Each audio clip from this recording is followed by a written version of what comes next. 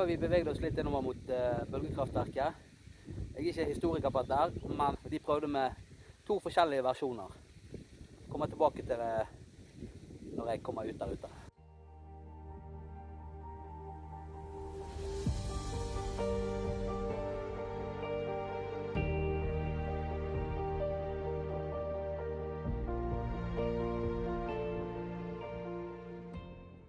Nå er vi kommet til broovergangen. Den første delen den er uten gjerde, eller uten gelender.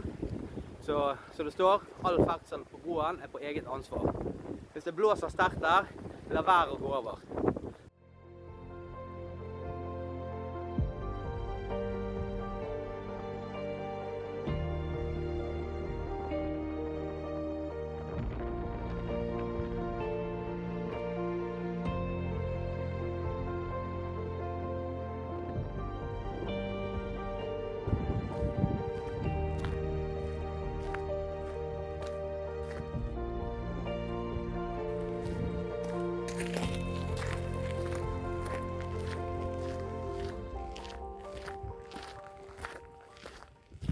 Da vi kommet inn til bølgekraftverket, så var et prestisjeprosjekt både for Kværner og et selskap som het Norwave.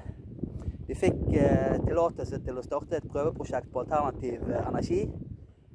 I 1985 startet det vel opp, eller det ble åpnet offisielt i 1985.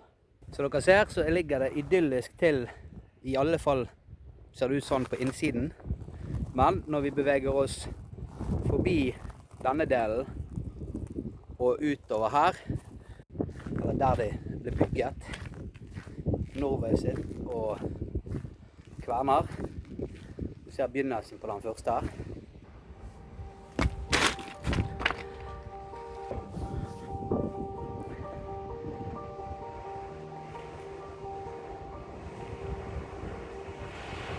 Her er altså renen som de ønsket å bruke til å skape energi, med den vannkraften som kommer innover fra havet.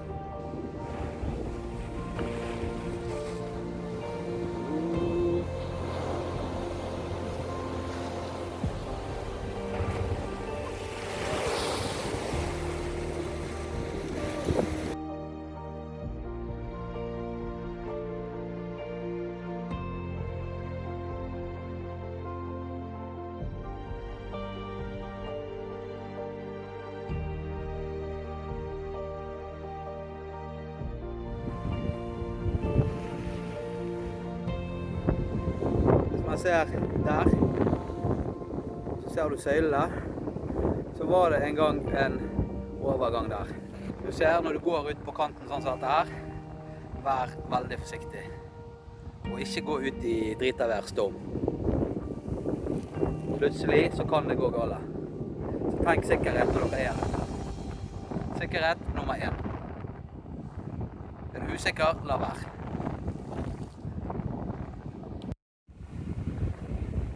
Så her var altså ene forsøket, det var denne renen så vannet renner inn, og så skulle kraften av vannet skape energi.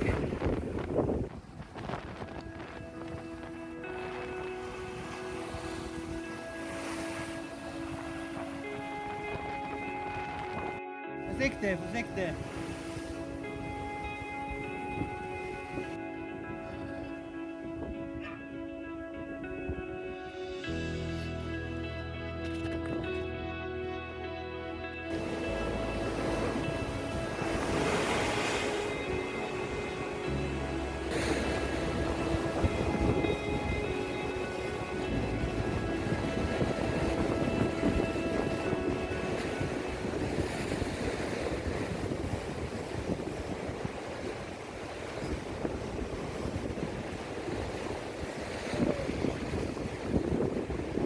Dust.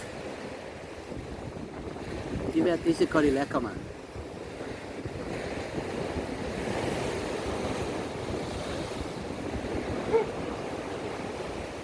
Sånn som han gjør der, anbefaler jeg ikke i det hele tatt. Du vet ikke hva naturkrefter som kommer. Slår det skikkelig over, så kan han skylle ned til venstre.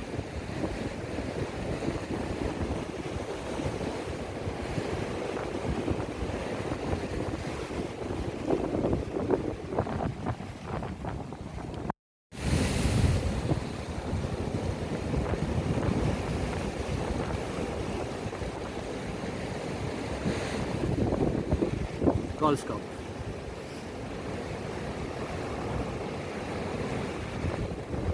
Ren idiotskap. Tenk sikkerhet når dere gjør dette.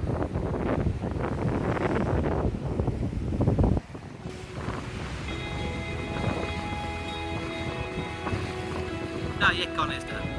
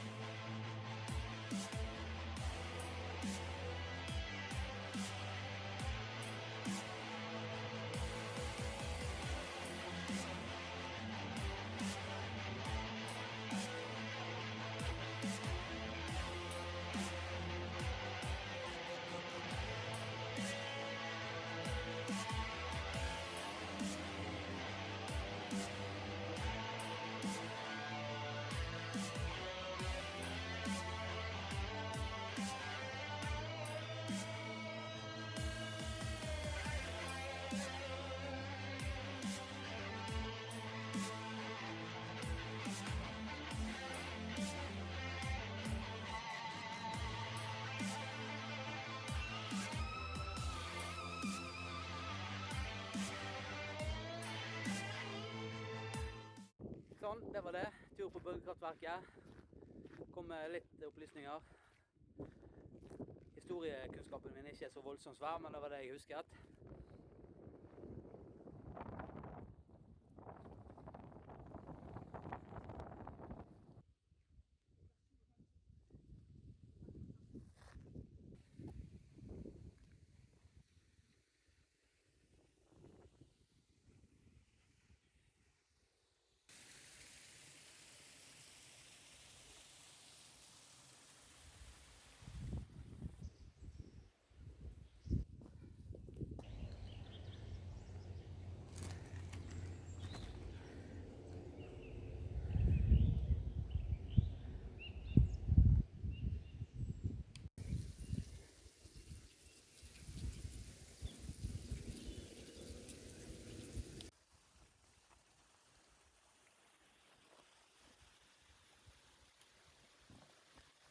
Jeg håper dere likte turen og likte videoen.